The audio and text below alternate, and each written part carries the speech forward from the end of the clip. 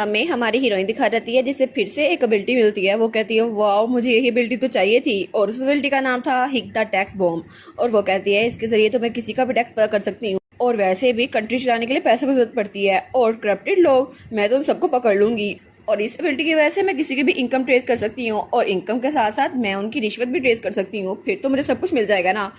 और वो कहती है नावल की हीरोइन उसकी पावर्स तो सबसे ज़्यादा ग्रेट है, मुझे यही चाहिए थी। लेकिन वो कहती है और इसके साथ साथ मैं तो रिश्वत भी ट्रैक कर सकती हूँ, ये तो सबसे ज़्यादा बेस्ट है। लेकिन वो कहती है जब मैं टैक्स डिटेक्ट करूंगी ना तो साथ में मुझे सबका पता चल जाएगा कि कौन हमें धोखा दे रहा है।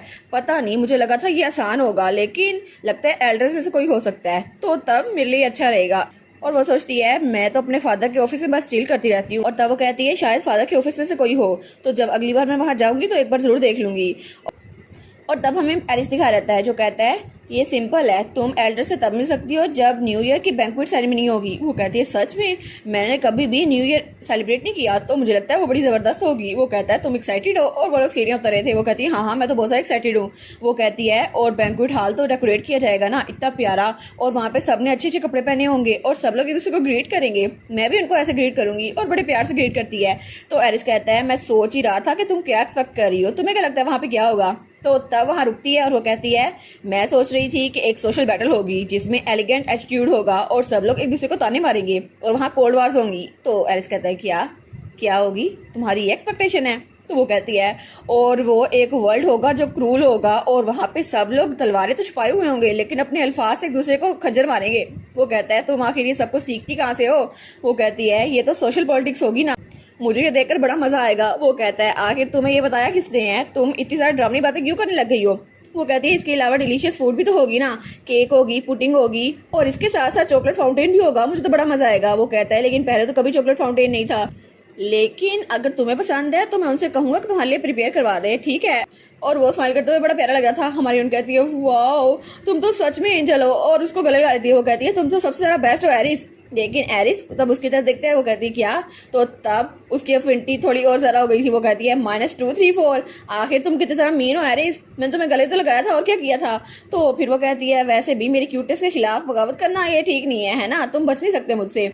वो कहती है अच्छा काम की बात पे आते हैं, क्या सारे के सारे रिटेनर वो न्यू ईयर बैंक्वेट पे होंगे? वो कहते हैं हाँ बिल्कुल, फादर को उनके साथ काम होता है तो एल्डर्स भी वहाँ आएंगे, तो तुम उनमें काम ले सकती हो। वो कहती है ग्रेट, फिर तो मैं सब कुछ कर लूंगी, लेकिन मुझे बस उनकी इनकम को ट्रेस करना है और उसके बाद मैं सब कुछ कर लूंगी। वो कहता है लेकिन तुम आखिर ऐसा करोगी क्यों? तो वो वहाँ सोफे बैठ जाती है। वो कहती है मुझे पता है मैं कैसे करूंगी। तो एरिस कहता है लेकिन तुम मुझे कह रही हो कि तुम फैमिली के इतने इंपॉर्टेंट लोगों से मिलोगी और उनको ट्रेस भी कर लोगी, लेकिन कैसे? वो कहती है हाँ हाँ मैं सारी की सारी रकम ड्यूबडम को वापस लौटाऊंगी ना, तो तुम्हें मेरा शुक्रगुजार होना चाहिए।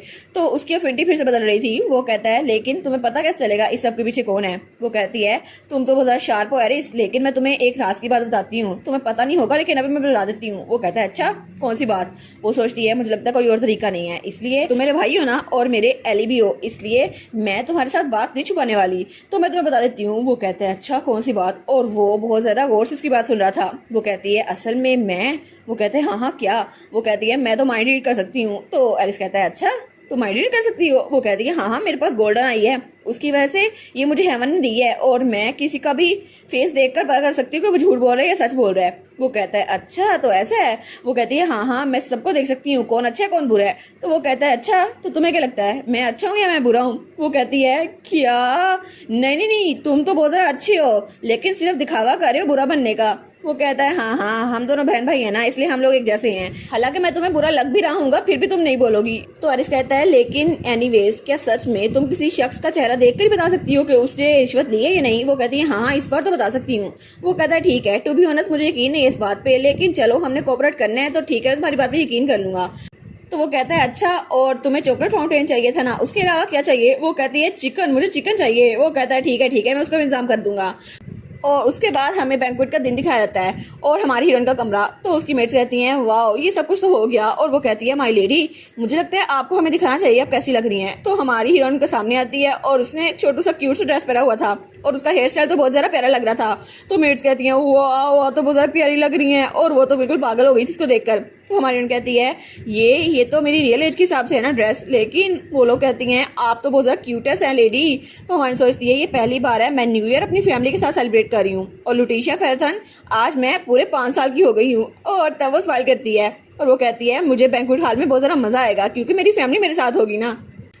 और उसके बाद हमें बाहर का सीन दिखा रहता है जहाँ पर ड्यूक और उसके दोनों भाई खड़े हुए थे। तो एरिस कहता है बस कर दो ऐसे घूमना फिरना, वैसे भी कितना अनकल्चर लगता है ना, हमारी बहन को ये पसंद नहीं आएगा। तो इक्सियोन कहता है तुम्हें क्या पता कॉटन कैंडी मुझे कितना ज़रा पसंद करती है, वो कितनी खुश होती है मेरे साथ। तो ड्यूक कहता है बस कर दो तुम दोनों कितना लड़ोगे। और तो तभी वहाँ पर कोई कहता है आप लोग तैयार हो भी गए, और वो तीनों के तीनों ऊपर देखते हैं। जब वो वहाँ देखते हैं वो कहते हैं कि और उसकी तरफ से तो रोशनी आ रही थी और हमारी हीरोइन स्माइल करके उनकी तरफ आती है। वो कहती है ये ड्रेस मैंने न्यू ईयर के लिए रखी थी, ये खूबसूरत है ना।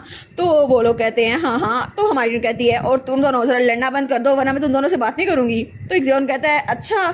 तो तब एरिस उसके सामने झुकता है और उसके हैंड पे किस करते हुए कहता है आज तो तुम बहुत ज़्यादा प्यारी लग रही हो मेरी छोटी बहन, तो क्या मैं तुम्हारे साथ बैंक्वेट हॉल में चल सकता हूँ तुम्हारा पार्टनर बनकर। तो तभी वहाँ पे इक्सियोन आ जाता है और लुटिशिया को एक तरफ कर लेता है। वो कहता है नहीं नहीं तुम क्या बात कर रही है, लुटिशिया मेरे साथ जाने वाली है, वो तुम्हारे साथ नहीं जाने वाली, और कॉटन बाल मैं तुम्हें प्रोटेक्ट करूंगा ठीक है। तो हमारी उन कहती है वाह ये तो रिडिकुलस है, लेकिन तभी उसको कोई उठा लेता है। तो वो था हमारा ड्यूक। वो कहता है तुम दोनों लड़ते रहो लेकिन वो सबसे ज़्यादा पसंद मुझे करती है अपने डैडी को। तो वो कहती है हाँ हाँ, लेकिन वो सोचती है ये सिचुएशन कैसी है, ये तो बिल्कुल रोमांस फैंटेसी नॉवेल्स की तरह है जहाँ पे भाई और फादर वो चाहते हैं कि मैं उनके साथ जाऊँ, लेकिन तभी वो एरिस को देखती है तो एरिस घूर के उसकी तरफ देख रहा था।